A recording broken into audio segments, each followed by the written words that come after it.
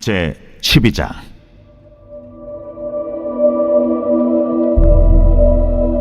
모세가 구스 여자를 취하였더니 그 구스 여자를 취하였으므로 미리암과 아론이 모세를 비방하니라. 그들이 이르되 여호와께서 모세와만 말씀하셨느냐? 우리와도 말씀하지 아니하셨느냐? 여호와께서 이 말을 들으셨더라. 이 사람 모세는 온유함이 지면의 모든 사람보다 더하더라. 여호와께서 갑자기 모세와 아론과 미리암에게 이르시되 너희 세 사람은 회막으로 나오라 하시니 그 세 사람이 나아가매 여호와께서 구름 기둥 가운데로부터 강림하사 장막문에 서시고 아론과 미리암을 부르시는지라. 그 두 사람이 나아가매 이르시되 내 말을 들으라. 너희 중에 선지자가 있으면 나 여호와가 환상으로 나를 그에게 알리기도 하고 꿈으로 그와 말하기도 하거니와 내 종 모세와는 그렇지 아니하니 그는 내 온 집에 충성함이라. 그와는 내가 대면하여 명백히 말하고 은밀한 말로 하지 아니하며 그는 또 여호와의 형상을 보거늘 너희가 어찌하여 내 종 모세 비방하기를 두려워하지 아니하느냐? 여호와께서 그들을 향하여 진노하시고 떠나시매 구름이 장막 위에서 떠나갔고 미리암은 나병에 걸려 눈과 같더라. 아론이 미리암을 본즉 나병에 걸렸는지라. 아론이 이에 모세에게 이르되 슬프도다 내 주여, 우리가 어리석은 일을 하여 죄를 지었으나 청하건대 그 벌을 우리에게 돌리지 마소서. 그가 살이 반이나 썩어 모태로부터 죽어서 나온 자같이 되지 않게 하소서. 모세가 여호와께 부르짖어 이르되 하나님이여, 원하건대 그를 고쳐 주옵소서. 여호와께서 모세에게 이르시되 그의 아버지가 그의 얼굴에 침을 뱉었을지라도 그가 이래 동안 부끄러워하지 않겠느냐? 그런즉 그를 진영 밖에 이래 동안 가두고 그 후에 들어오게 할지니라. 이에 미리암이 진영 밖에 이래 동안 갇혀 있었고 백성은 그를 다시 들어오게 하기까지 행진하지 아니하다가 그 후에 백성이 하세롯을 떠나 바란 광야에 진을 치니라.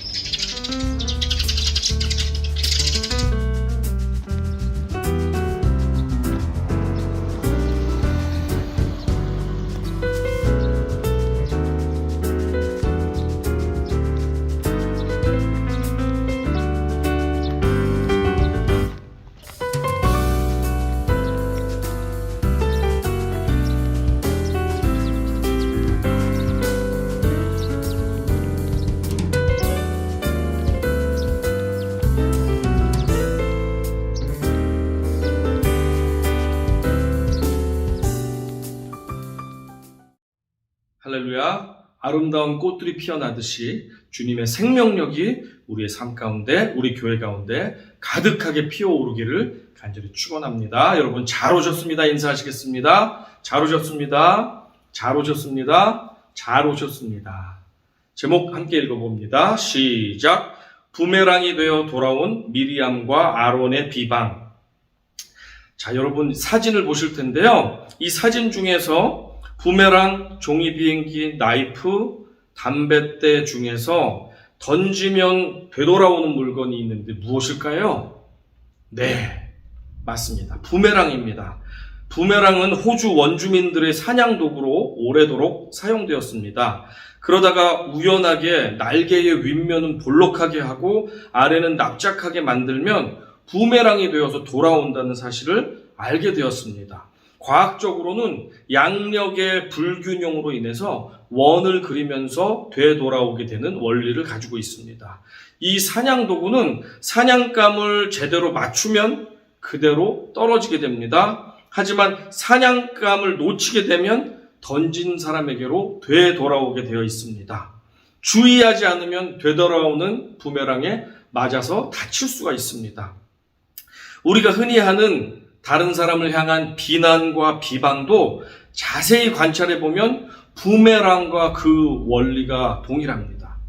우리는 쉽게 비방의 부메랑을 사냥감에게 던져내곤 합니다. 하지만 사냥감이 맞을만 하지 못하다면 그 비방의 부메랑은 결국 던졌던 우리에게로 돌아와 우리를 다치게 합니다. 출애굽한 이스라엘 백성들에게는 3명의 지도자가 있었습니다. 80대 후반에 미리암은 어릴 적 갈대 상자에 담겨있던 모세가 이집트 공주에게서 발견될 때 기지를 발휘해서 친엄마를 유모로 소개하게 되었고, 그 덕분에 친엄마 밑에서 모세는 엄마 젖을 먹으며 신앙 교육을 받고 민족의 정체성을 배워가면서 유년 시절에 자라날 수가 있었고, 나중에 생명을 건졌을 뿐 아니고 이집트의 왕자로 자라나게 되어서 이스라엘 구원 계획의 1등 공신으로 미리암이 쓰임받게 되었습니다. 그녀는 먼 훗날 가장 드라마틱한 위기의 순간이었던 홍해가 갈라져서 구원받게 된 사건 앞에서 모든 여성들의 리더가 되어서 구원의 찬가를 드높였던 여선지자가 되었습니다. 출애굽기 15장 21절입니다. 미리암이 그들에게 화답하여 이르되 너희는 여호와를 찬송하라. 그는 높고 영화로우심이요 말과 그 탄 자를 바다에 던지셨음이로다 하였더라. 그리고 모세보다 3살이 많은 형 아론은 80대 중반의 나이가 되었습니다. 모세가 말이 어눌해가지고 바로 앞에 두려워 나갈 수가 없었습니다. 그때 하나님께서 내 형 아론을 세울 테니 그와 함께 가라. 그가 너를 대신해서 능숙하게 말할 것이다 라고 하면서 산전수전을 겪으면서 결국에는 이스라엘 백성을 광야까지 동행하는데 1등 공신의 역할을 하였습니다. 출애굽기 4장 16절에 이렇게 고백하고 있습니다. 그가 너를 대신하여 백성에게 말할 것이니 그는 내 입을 대신할 것이요 너는 그에게 하나님같이 되리라. 광야에서 아론은 하나님으로부터 대제사장이라는 거룩하고 막중한 직분을 받게 되어서 성막을 관장하는 총책임자 역할을 했을 뿐 아니고 모든 백성들의 예배를 총지휘하는 그런 중대한 리더로서의 역할을 감당하게 되었습니다. 그리고 나머지 3번째 사람은 우리가 익히 잘 알고 있는 모든 이스라엘을 이끄는 최고 지도자 모세가 있습니다. 그런데 이 세 3남매, 나이가 들어서도 함께 동역하는 이 세 3남매는 화목하지 못했습니다. 미리암과 아론이 민족의 지도자인 동생 모세를 비방하고 다녔던 것입니다. 이 비방의 명분이 무엇이었습니까? 1절에서 나와 있습니다. 같이 읽어봅니다. 모세가 굿수 여자를 취하였더니 그 굿수 여자를 취하였으므로 미리암과 아론이 모세를 비방하니라. 이들이 모세를 비방했던 명분은 다름 아닌 모세가 굿수 여인, 곧 에티오피아, 아프리카 여인을 아내로 삼았기 때문입니다. 구약 성경에 보면 이방 여인과 결혼했던 많은 사람들이 배우자의 우상숭배에 휩쓸려서 함께 배우자와 함께 우상숭배를 해서 하나님을 대적하는 일이 많이 나타났습니다. 그래서 국제 결혼에 대해서 좋은 시선으로 설명하고 있지 않습니다. 권장하고 있지 않습니다. 뿐만 아니라 이스라엘은 순수한 혈통을 가지고 있는데 외국인과의 결혼이 꺼려지기도 했습니다. 이미 모세는 첫 번째 부인이었던 미디안 사람 외국인 여성과 결혼을 했습니다. 그리고 미디안 여인 십보라 아내가 사별한 것으로 보여지는데 이때 또다시 두 번째 여인을 외국 여자와 특별히 피부색이 검은 에티오피아 여자와 재혼을 한 것입니다. 이것을 비난하는 게 어떤 면에서는 전통이 강한 그 과거 시대에서는 그럴 수도 있겠다라는 생각이 듭니다. 지금이야 국제결혼이 흔하지만 3,500년 전에 아주 보수적인 이스라엘 백성들이, 그것도 민족의 지도자가 80세가 넘어서 재혼까지 하면서 외국 여성, 피부색도 많이 다른 그 여성을 아내로 삼을 때 비방이 되었던 것입니다. 그런데 그렇게 비방하는 그 사람이 다른 사람이 아니라 평생을 함께 같이 살았던 누나요, 형이라는데 문제가 있습니다. 사실 미리암과 아론이 모세를 비방하면서 비방의 부메랑을 던졌던 이유는 따로 있었습니다. 수사학적 질문이라는 것이 있지요. 질문 속에 답까지 이미 들어있는 그 질문을 수사학적 질문이라고 하는데, 그들은 비방을 하면서 사실은 수사학적 질문 가운데 자신의 본심을 담고 있습니다. 2절입니다. 같이 읽어봅니다.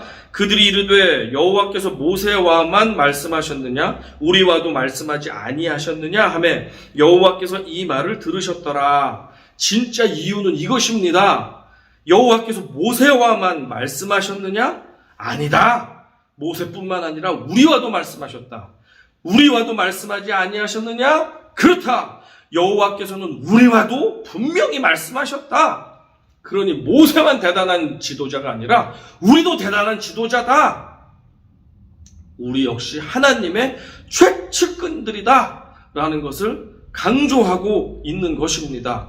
비방의 명분은 모세의 국제 결혼이었습니다. 하지만 실제 이유는 모세 저 녀석 별것도 아닌 것이 하나님의 총애받았다고 저렇게 잘난 척하면서 지도를 하고 있네. 아우 나도 지보다 못한 것이 없는데 저 녀석 하면서 모세를 질투하고 반발을 하고 있습니다. 그러니 백성들 모세 이야기만 듣지 말고 우리의 목소리도 듣고 우리의 말에도 순종하시오 라는 열등감과 질투와 반발심이 그 가운데 녹아 있었던 것입니다. 이러한 불평의 말에 2절 하반절을 보면 어떻게 하나님이 반응합니까? 여호와께서 이 말을 들으셨더라. 두렵고 떨립니다. 하나님께서는 우리의 눈물의 간구와 신음소리도 들으시지만 우리가 무심코 내뱉는 비방과 비난과 불평과 원망도 듣고 계신다는 사실, 우리가 두려워해야 할 것입니다. 저 또한 두려워하기를 원합니다. 그리고 놀랍게도 3절은 우회적으로 모세에게 죄가 없다, 모세의 국제결혼은 문제될 것이 없다 라고 하나님께서 인정해 주시는 장면이 나옵니다. 3절 읽어봅니다. 이 사람 모세는 온유함이 지면의 모든 사람보다 더하더라. 여기서 온유하다라고 하는 것은 겸손하다라고 하는 것과 같은 의미로 쓰이고 있습니다. 모세의 겸손함이 온 세상에 있는 어느 누구보다도 뛰어나다라는 말씀을 하고 있습니다. 이 말은 다시 말하면 모세 비방하지 마라. 모세는 죄가 없어. 모세의 국제결혼은 문제가 없어 라고 하나님께서 모세의 편을 들어주고 계신 것입니다. 모세의 형과 누나가 모세를 질투하여 부메랑을 던진 이유는 민수기 11장에서도 찾아볼 수가 있습니다. 모세가 맡은 짐이 너무 무거워서 하나님께 하소연하면서 탄식을 하였습니다. 그때 하나님께서는 모세를 책망하지 않으시고 그래 네 짐이 정말 무겁구나. 지도자 70명을 세워라. 내가 그들을 너의 짐을 나눠주는 리더로 세워놓겠다 라고 하나님께서 은혜를 베풀어 주시면서 70 장로들에게 성령의 기름 부으심, 모세에게 주었던 그 성령의 부으심을 그들에게도 나눠주셨습니다. 그들이 예언을 하고 방언을 하며 성령의 역사가 일어났습니다. 그 장면을 본 누나 미리암과 형 아론에게 섭섭마귀가 들었습니다. 저거 봐라. 모세를 저렇게 하나님이 사랑하시네. 모세가 힘들다고 하니까 돕는 사람들을 저렇게 보내주시면서 우리보다도 더 뜨거운 영감을 저들에게 부어주시네. 아우 속상해. 왜 우리는 성령의 저 뛰어난 은혜를 우리는 안 주실까? 속상해. 하나님 너무하세요 하는 섭섭마귀가 그들 가운데 들어간 것 같습니다. 그동안 미리암은 나일강에서 죽을 운명이었던 어린 아기 모세가 살아난 것은 순전히 내가 수고했기 때문이야. 내 공로 덕분이야 라고 하면서 교만한 마음으로 지금까지 살아왔을지 모릅니다.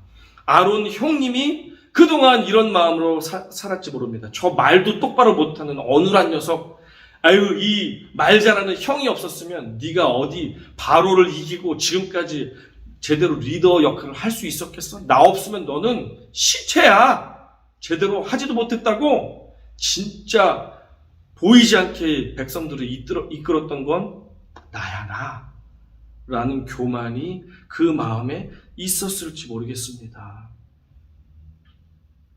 우리는 그동안 역사와 뉴스를 통해서 최고 권력자들의 최측근들이 교만을 품으면 어떻게 망하게 되는지를 잘 배워왔습니다. 그런데 자신들과 별다를 바 없어 보이는 동생 모세를 하나님께서 특별히 친하게 여겨주시고 총애해 주시고 지지해 주시면서 돕는 70명의 사람들에게 성령의 기름 부으심까지 마구 부어주시니 그들은 화가 났습니다.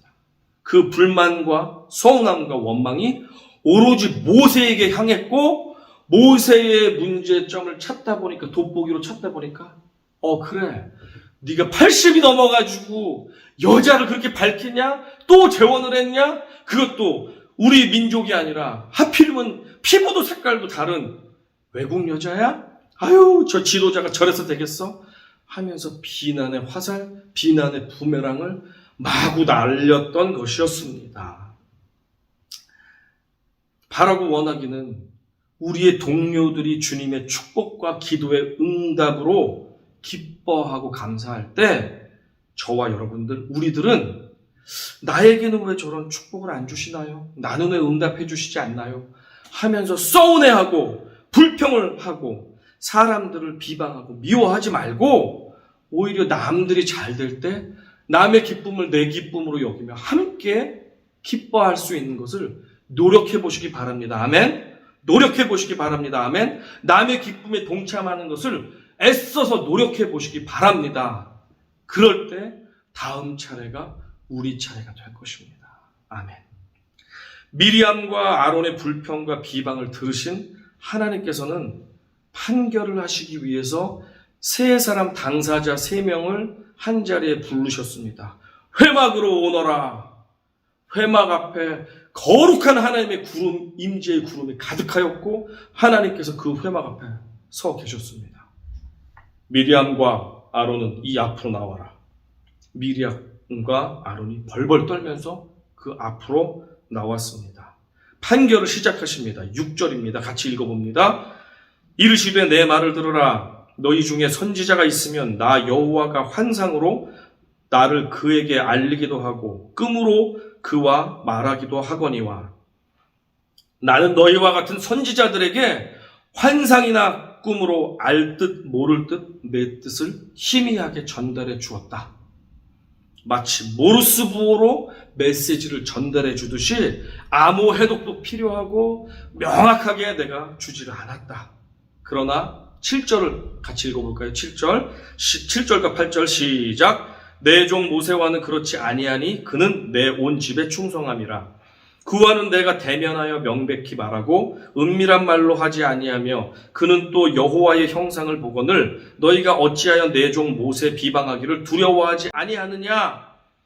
하지만 나에게 완벽한 충성을 바치는 겸손의 사람 모세는 너희와 다르다. 나는 그에게 나의 형상도 보여주었고 나는 그와 얼굴과 얼굴을 맞대고 대화를 나눈다. 애매하고 흐릿하게 말하는 것이 아니라 선명하고 정확하고 명확하게 나는 그에게 내 뜻과 생각과 계획을 전달해 준다. 너희와 모세는 급이 다르다. Moses is another level. 모세는 급이 다르다는 거예요. 그러면서 이번에는 하나님께서 수사학적인 질문, 먼저 아론과 미리암이 수사학적인 질문 속에 숨겨서 자신의 본뜻을 말하고 다녔는데 이제 하나님께서는 수사학적 질문을 던지면서 판결을 내리고 계십니다. 어떻게 말하셨습니까? 너희가 어찌하여 내 종 모세 비방하기를 두려워하지 아니하느냐? 이 말에는 답이 있습니다. 판결이 있습니다. 너희는 모세 비방하는 것을 두려워해야 한다. 모세는 무죄, 너희는 유죄라는 말씀을 하고 계십니다. 하나님께서는 모세에게 무죄 판결을 내리신 후 미리암과 아론에게 진노하신 채 그곳을 떠나고 마셨습니다. 떠나버리셨습니다. 성령도 함께 사라지셨습니다. 이내 미리암의 얼굴과 온몸에 나병이 퍼지기 시작했습니다. 뒤덮였습니다. 하나님의 징계가 임한 것입니다. 10절입니다. 구름이 장막 위에서 떠나갔고 미리암은 나병에 걸려 눈과 같더라. 아론이 미리암을 본즉 나병에 걸렸는지라. 조금 전까지 자신의 연갈색 피부를 자랑하며 모세 아내의 검은 피부를 비웃었던 미리암의 온몸이 마치 눈처럼 하얗게 썩어 들어가고 있었습니다. 마치 하나님께서 이렇게 하시는 것 같습니다. 그렇게 네가 갖고 싶었던 뽀얗고 하얀 피부를 가져보니까 어떠냐? 라고 하나님이 말씀하시는 것 같습니다. 미리암이 주범이었습니다. 그래서 미리암에게 하얀 문둥병으로 살이 썩어 들어가게 하셨습니다. 하지만 아론 역시 그녀가 계속 비방하도록 옆에서 부메랑을 주워주며 맞장구를 쳐주었던 공범이었습니다. 여러분, 공동체에서 누군가가 형제, 자매, 리더를 향해 불평과 비난을 일삼고 있는 적이 있으십니까? 그 옆에서 악한 말을 들어주지 마십시오. 편들어주지 마십시오. 그러면 그들이 계속하고 더 강하게 하고 없는 것까지도 살을 붙여서 하고 그 불평과 비방이 온 교회와 온 공동체를 물들게 할 것입니다. 전염시킬 것입니다. 이번에는 공범을 심판하지 않으셨지만 다음번에는 더 큰 심판으로 2배 무거운 심판으로 공범 먼저 징계하실지 우리는 알 수가 없습니다. 두려움에 떨던 아론이 그제서야 모세의 권위를 인정하면서 누나의 치유를 모세에게 간청합니다. 왜 그렇습니까? 하나님께서 떠나가시면서 그동안 그들에게 주셨던 성령의 영감과 기름 부으심까지도 모두 가져가 버리신 것입니다. 그러니까 그들이 스스로의 힘으로 기도를 할 수 없었기 때문에 모세에게 간청하며 기도를 요청하고 있는 것입니다. 11절 같이 읽어봅니다. 아론이 이에 모세에게 이르되 슬프도다 내 주여 우리가 어리석은 일을 하여 죄를 지었으나 청하건대 그 벌을 우리에게 돌리지 마소서. 내 주여 my lord 우리가 청합니다. I beg you 라고 하면서 겸손하게 회개하며 모세에게 중보 기도를 요청하고 있습니다. 온유와 겸손의 사람 모세는 형과 누나를 원망하지 않고 소리 지르지 않고 화내지 않고 겸손하게 하나님 앞에 나아가서 자신의 죄를 뉘우치고 회개하는 형과 누나를 대신해서 하나님께 간청하며 용서를 구하고 있는 모습을 보게 됩니다. 하나님께서는 그녀를 바로 고쳐주시지 않고 일주일간 몸이 썩어가는 것을 경험하게 합니다. 고통을 경험하게 합니다. 그러면서 철저하게 뼈를 때리면서 뉘우칠 수 있도록 기회를 주셨습니다. 모든 이스라엘 백성들 역시 타산지석의 교훈을 주시기 위해서 이스라엘 백성들 전체가 계속 이동하지 않고 그 자리에 머무르며 하나님의 교훈의 말씀, 함부로 다른 사람을 비방하고 비난하지 말아라. 하나님께서 기뻐하시지 않는 죄다라는 것을 알려주시기 원하시기 위해서 그렇게 교훈하셨습니다. 하나님의 무죄한 리더를 향해 던진 형제들의 비방의 부메랑이 모세가 맞을 이유가 없게 되자 되돌아와서 그 부메랑은 결국 던졌던 자신들을 치고 말았습니다. 미리암과 아론의 비방의 부메랑이 되돌아오게 된 것입니다. 마태복음 7장 1절과 2절 같이 읽어봅니다. 비판을 받지 아니하려거든 비판하지 말라. 너희가 비판하는 그 비판으로 너희가 비판을 받을 것이요 너희가 헤아리는 그 헤아림으로 너희가 헤아림을 받을 것이니라. 아멘. 예수님이 우리에게 권면합니다. 너희가 비판받을 생각을 하고 각오를 하고 다른 형제 자매를 비판해라. 그 기준으로 똑같이 너희를 비판할 것이다 라고 하나님은 우리에게 두려움 가운데 명령하고 계십니다. 우리들은 한 공동체의 리더이기도 하지만 또 다른 공동체에서는 리더이면서 팔로워이기도 하고 팔로워이기도 합니다. 인간들이 모인 공동체에는 저마다 내 생각과 다르고 내 입장과 다른 사람들이 어디에나 존재합니다. 나와 생각이 다른 사람을 저 사람은 틀렸어 라고 말하는 것은 옳지 않습니다. 저 사람은 나와 다르다 라고 기본적으로 생각하는 것이 맞습니다. 나를 온전하게 받아주지 못한다고 해서 그 사람이 나를 거절하거나 나를 미워하거나 나를 대적하는 것은 아니다라는 사실도 기억하시기 바랍니다. 오해하는 사람들은 쉼없이 비방의 부메랑을 던져댑니다. 그런 팔로워들도 많고 그런 리더들도 많습니다. 자신의 팔로워들에게 비난의 부메랑을 던지는 리더들도 많고 리더에게 비난의 부메랑을 던지는 팔로워들도 많습니다. 하지만 내가 팔로워 시기 때는 제대로 이해하지 못했던 리더들만의 입장과 고충이 있음을 내가 그 자리에 가보고 내가 조금 더 성숙해지고 나면 깨달을 때가 많습니다. 제가 부목사 시절에는 아니 왜 이렇게 담임 목사님들은 저렇게 행동하고 저렇게 말할까? 라면서 이해하지 못할 때가 많았습니다. 정말 그렇습니다. 그동안 제가 함부로 담임 목사님들 판단하고 또 비판하고 또 때로는 들이받기도 하고 불만을 표출했던 것 있었다면 담임 목사님들 사과드립니다. 용서해 주시기 바랍니다. 그때는 제가 어려서 미성숙해서 그렇게 깨닫지 못하고 이해하지 못하고 비난하고 불평했습니다. 저를 용서해 주시기 바랍니다. 이제 담임 목사의 자리에 있어 보니까 이래서 그때 그 담임 목사님께서 침묵하셨구나 라는 것을 이해하게 되었습니다.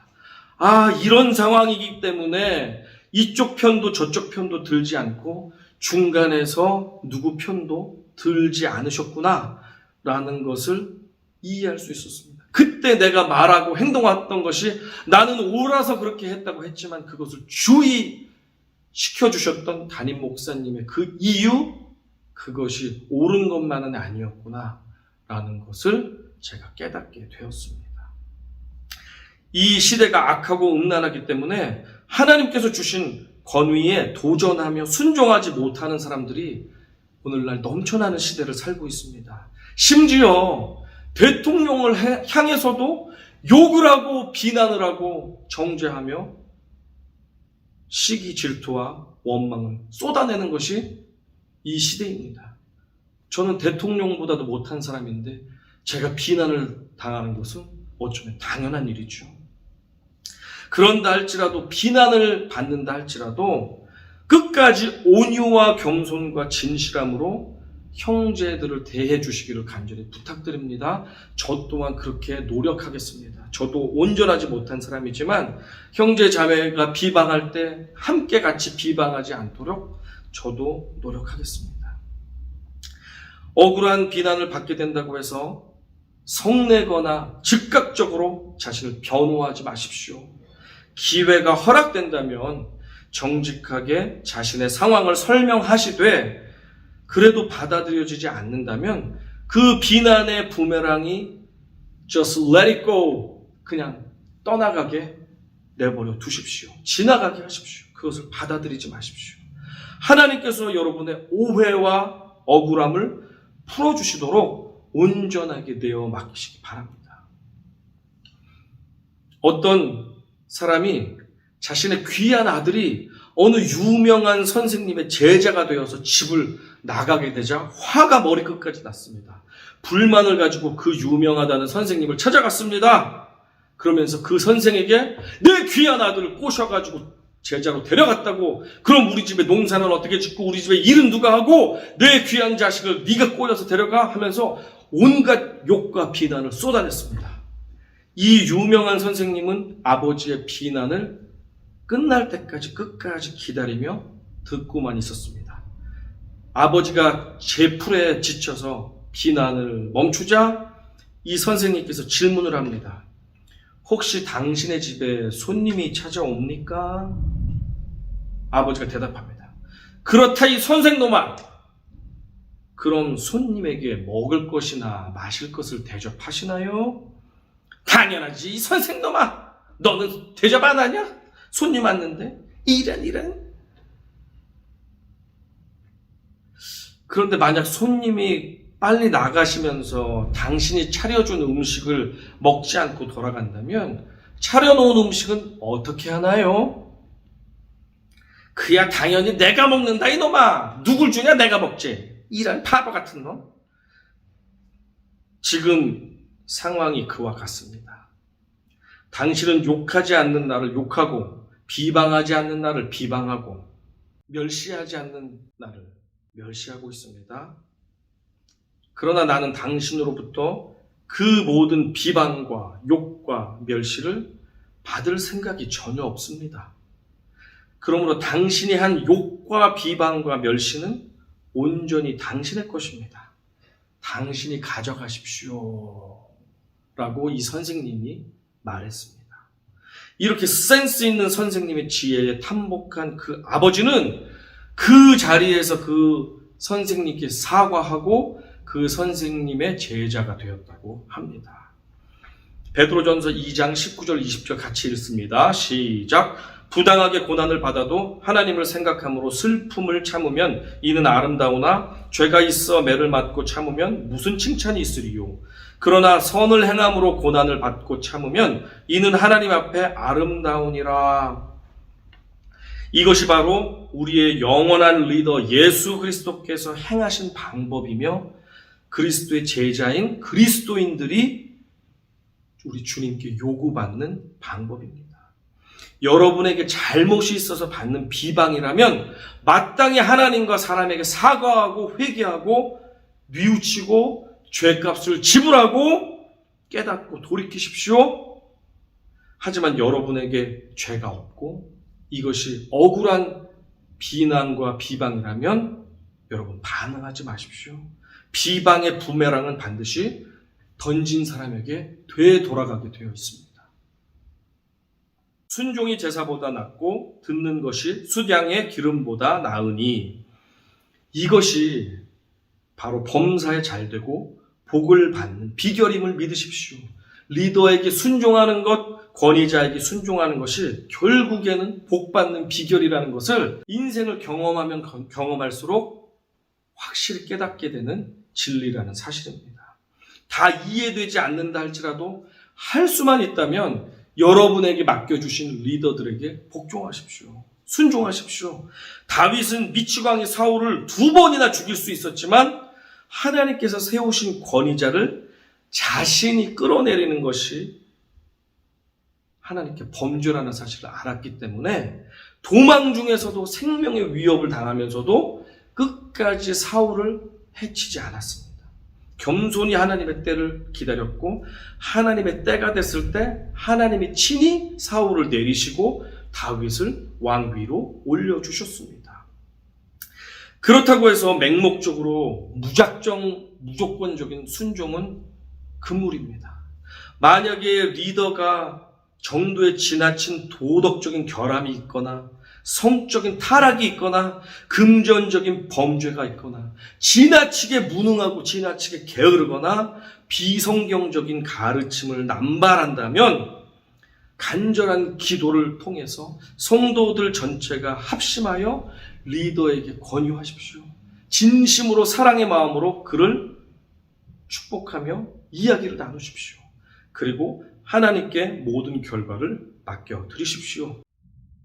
형제 자매들의 사랑과 진실함으로 리더의 잘못을 함께 안타까운 마음으로 구하며 함께 회복과 치유를 위해서 수고하며 기도할 때 하나님께서 개입하실 것입니다. 리더에게 보통 사람들에게 요구하는 것의 몇 배에 해당하는 엄격한 기준으로 그들을 심판하실 것입니다. 그들을 수치를 주실 것입니다. 그들을 회복시켜서 더 귀하게 사용하시기 위해서 엄하게 매질하실 것입니다. 모든 심판은 하나님께 맡기십시오. 우리는 겸손하게 기도하며 리더의 회복을 위해서 간구하며 그렇게 아뢰며 나아가시기 바랍니다. 우리가 팔로우할 때 날카로운 부메랑을 던졌던 것들, 그것이 우리가 리더의 자리에 왔을 때 우리에게 다시 되돌아올지 모릅니다.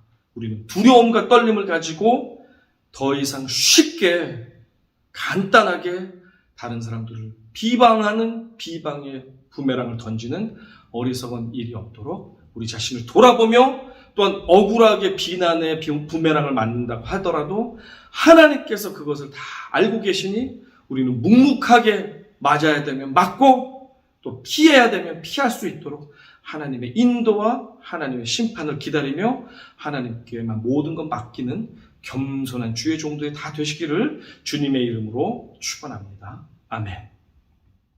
우리 주신 말씀을 기억하면서 함께 기도하기를 소망합니다. 우리 주여 한번 외치고 기도합니다. 주여. 너 어디 가든지 순종하라.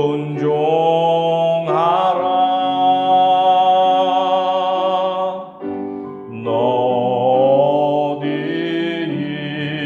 있든지 충성하라.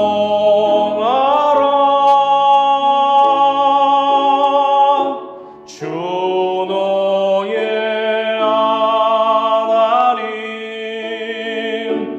왕 되신 주,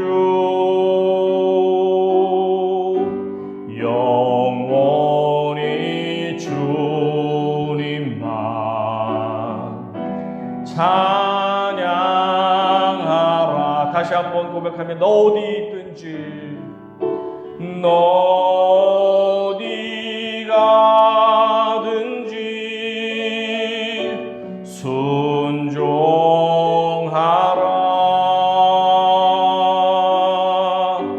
너 어디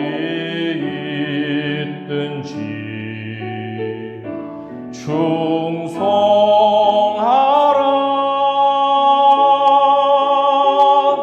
주 너의 하나님, 왕 되신 주, 영원히 주님만 찬양하라. 영원히 주님만 찬양하라. 2절 고백합니다. 나 어디 가든지 순종하리.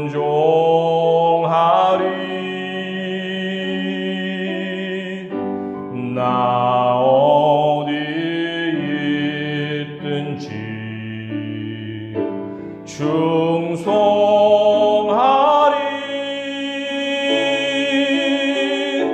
주 나의 하나님, 왕 되신 주, 영원히 주님만 찬양하리. 영원히 주님만, 영원히 주님만